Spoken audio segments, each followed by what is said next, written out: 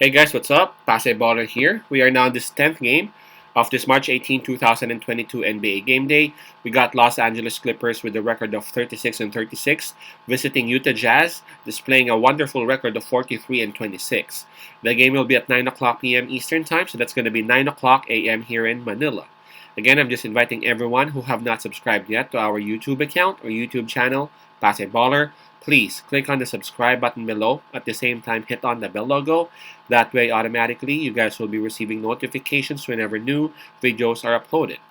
Right, so let's take a look at these two teams in the Western Conference standing so that we'll have a closer look at it. Starting with Utah Jazz, they are at number 4. And for their last 10 games, they have won 6. Approaching this game, Utah is coming off a win. While their opponent, Los Angeles Clippers, they are at number 8. For their last 10 games, they have won 5, so they're still doing decent. However, approaching this game, the Clippers have lost back-to-back. Well, this particular game, Utah Jazz would have an advantage in terms of their home court. At the same time, momentum, as you know, they're coming off a win and they have more wins for their last 10 games as compared to the Clippers. In terms of fatigue, well, both teams are well rested. Well, let's take a look at the injury list for both teams. Starting with Utah Jazz, we got Trent Forrest listed as questionable for the game, and then the remaining players, Azubuike, Daniel House, Bojan Bogdanovic, and Donovan Mitchell, all out for this game. So we got 4 players out, possibly 5, if ever Forrest would not be able to suit up for them too. Now, hold on, Los Angeles Clippers. For the LA Clippers, the same culprits, Beeston, Paul George, Norman Powell, Jay Scrubb, and Kawhi Leonard are all out for this game. And I'm looking at the spread. It actually started with -10 for Utah Jazz, but you know what? As we speak, it is at -6.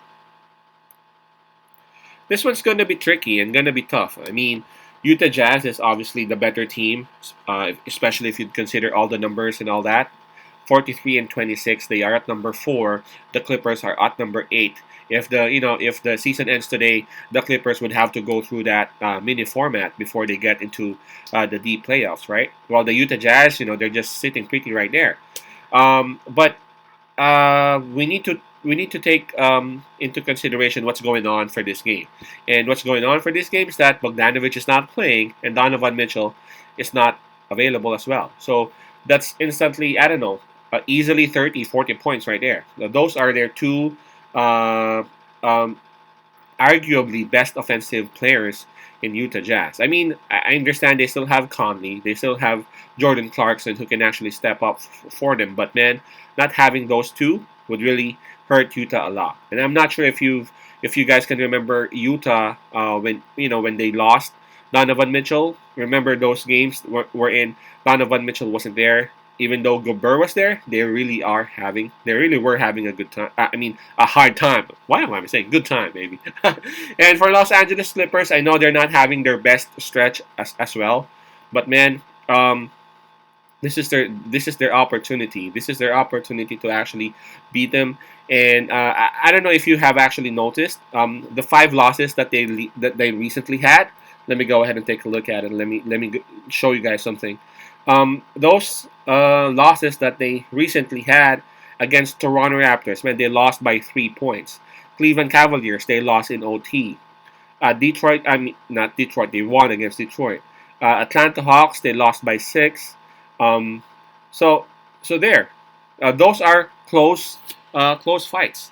Those losses that they recently had, they're actually close, man. And again, Cleveland Cavaliers, they had to go to OT before they gave up the game.